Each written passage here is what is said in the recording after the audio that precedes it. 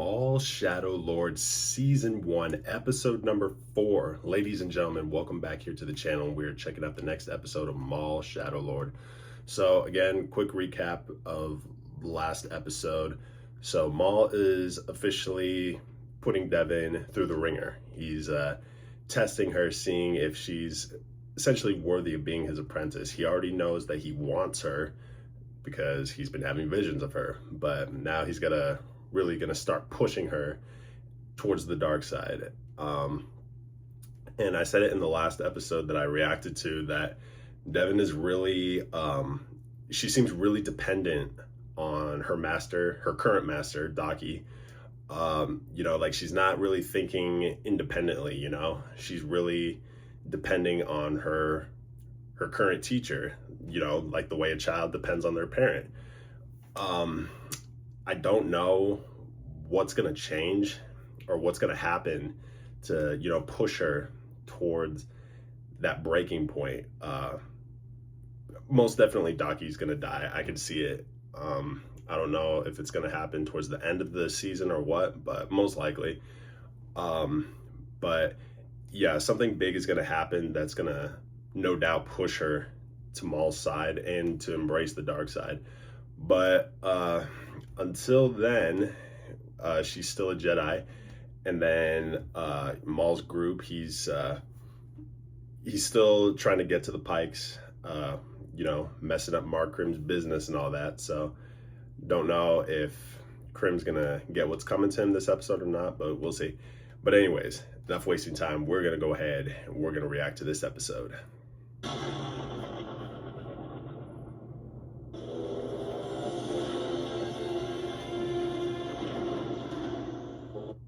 One thing I kind of wish we had gotten, especially during the Clone Wars, because there were still so many unfinished episodes to be released and all that, but I definitely wish that Dark Disciple and Son of Dathomir got animated. Like, those two stories were pivotal to essentially closing out the series of Clone Wars, and it's a shame that they didn't get animated. But I mean, if there was one syndicate that I was hoping we could see a lot more of, it was definitely Black Sun, and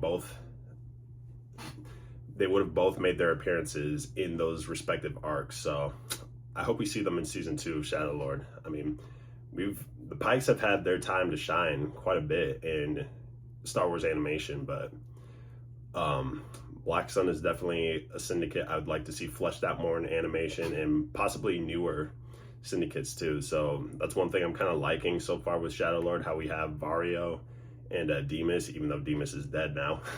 But yeah, Vario's group, or just Vario in general, and possibly even newer syndicates that could possibly show up in season 2 of Shadow Lord. I'm hoping we could see just newer groups and all that, because again, Star Wars is such a huge place, and just the possibilities to explore new factions, new systems and planets, it's endless. So greetings. Hello.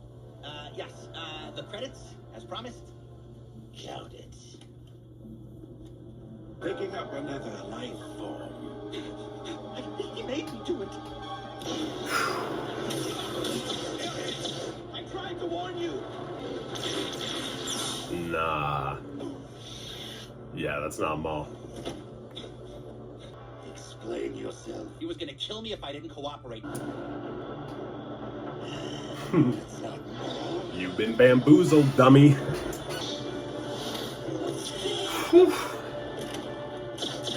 Reap what you sow. After the tragic events on Mandalore, and I came here to you, my old ally. Oh, so that's where he went after the events of season 7. Like, as soon as Maul left the burning down Venator and all that, this is where he went, to Obadiah. Okay, but dude, what was Krim thinking, trying to screw him over like that? Like, dude, you not know who this is? Like, again, like I mentioned it before in the previous reaction, that he wasn't too thrilled to be working with Maul and answering to him and all that, but still, like, you gotta stay in your lane, brother, especially when you're dealing with someone like Maul. You are in charge now, Colt. But you answer to me.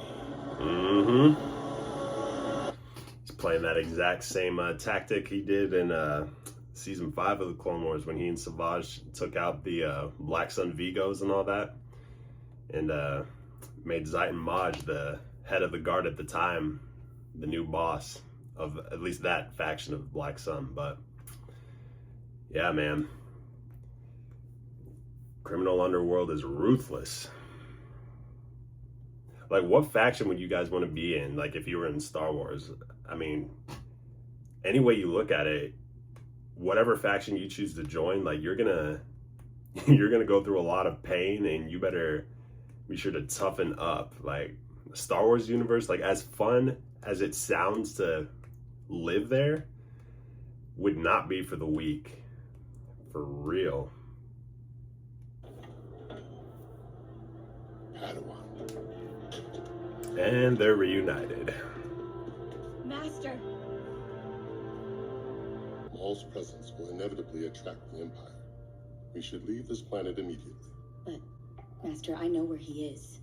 Little girl, what are you gonna do? Do not let your... He is not alone. He has many mercenaries. There's a detective, Lawson. Yes, I am familiar. Yeah, it's one of those moments of morality. Like, are you gonna save your own skin and essentially just walk away from your duties and your responsibilities, or are you gonna do what's right, you know?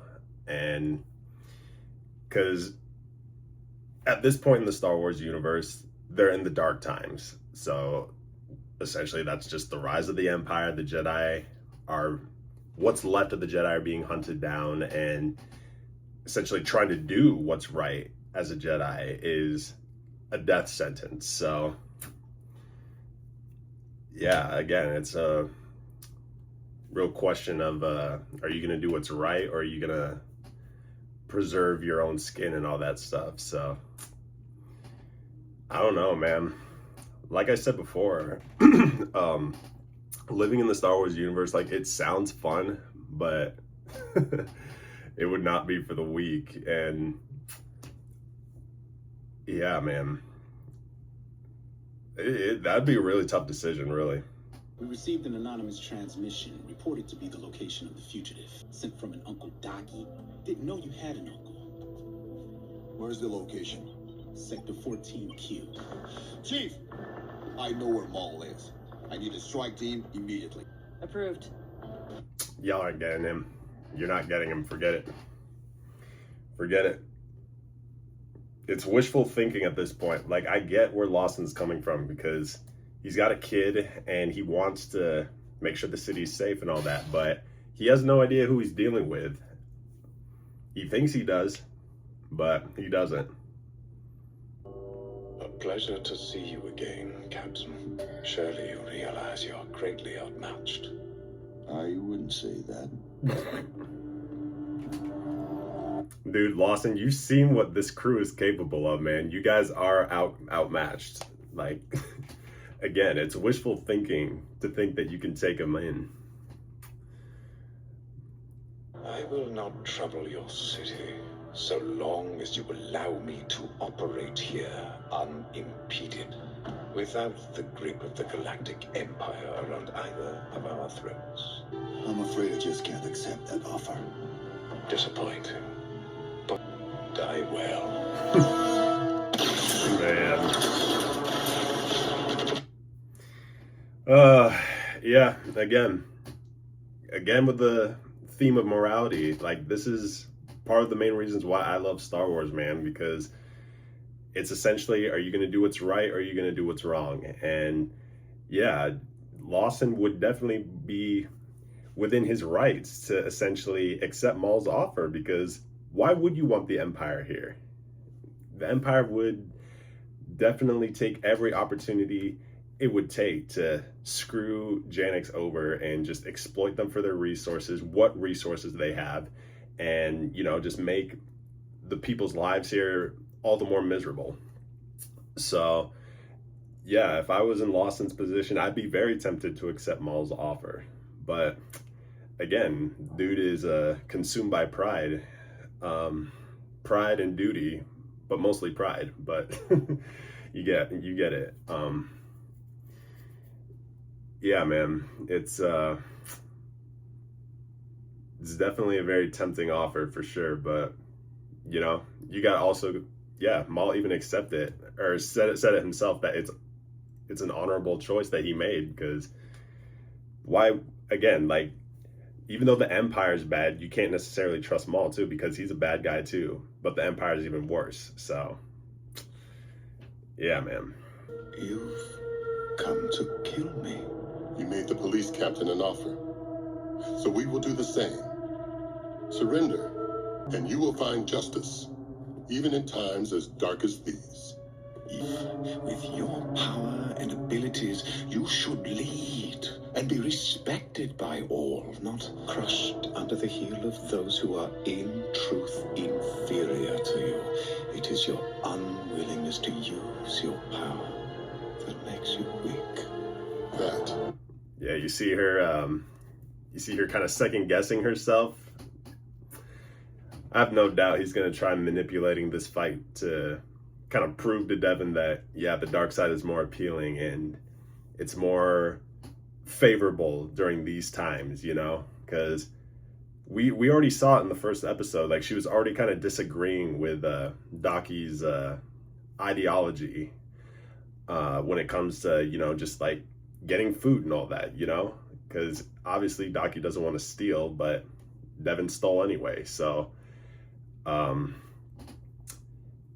yeah, I can definitely see Maul trying manipulating this fight and kind of teaching Devin that, hey man, this is not working for you and your master. The staying true to the Jedi way, it's not gonna work.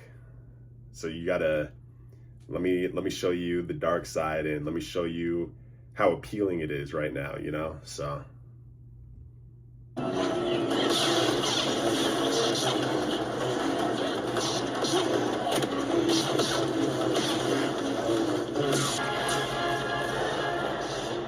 At a position on Maul. I'm going after him. and do what? And do what, huh? What are you gonna do? Go cowboy on him? That didn't work the last time you faced off against him in the precinct, Lawson, all right? Man. Dude is so full of pride, man. This is crazy. Ooh. That was a pretty solid blow that he landed to one of his legs. That's a wound that Obi-Wan could have inflicted if he were here right now. And it's kind of funny too, like in my free time, I'm actually writing like a what if Obi-Wan and Maul raised Luke together. And essentially, like, once I'm going to get to this part of my writing, I'm going to make it where Obi-Wan lands that blow to his leg, not Daki. So can't wait to get to that part.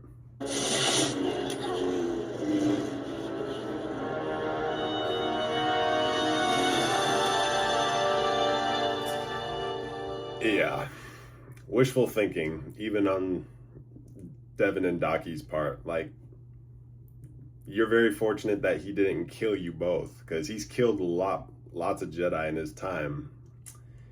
And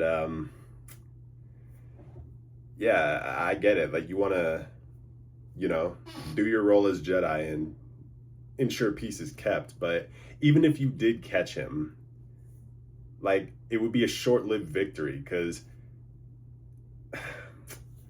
not only would the people and probably Lawson's boss, Kleiss, you know, that I don't know if they believe the Imperial propaganda or not, but nah, yeah, man, it's just so messed up, because of course you want to have people believe that the Jedi are innocent and all that, right? But the Imperial propaganda, like, it has a certain way of like wording things and, you know, trying to brainwash the ignorant and all that. So it's just even if the Jedi try to do good, they're gonna get screwed over in the end. Either they're gonna die, they're gonna be imprisoned and forced to be inquisitors, or they're gonna suffer a fate worse than death, you know? So it's the question of morality is really high, especially in the dark times in this specific period of the Star Wars timeline. But it's definitely fun to see from just a different perspective for sure. But I'm sorry I deactivated you, Tubus. I forgive you, Captain. I hope you will be able to forgive me. he called the Empire. Are you kidding me, dude? Wow. Here they come.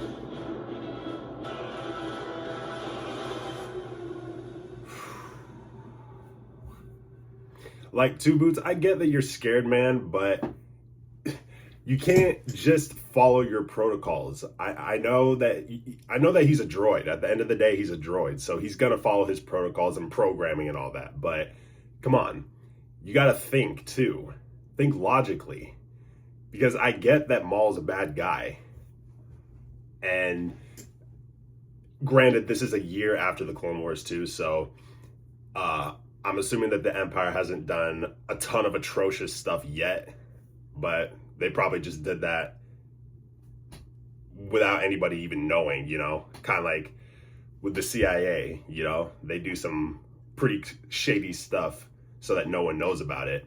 So that's probably what the Empire has done in the first year since it was established.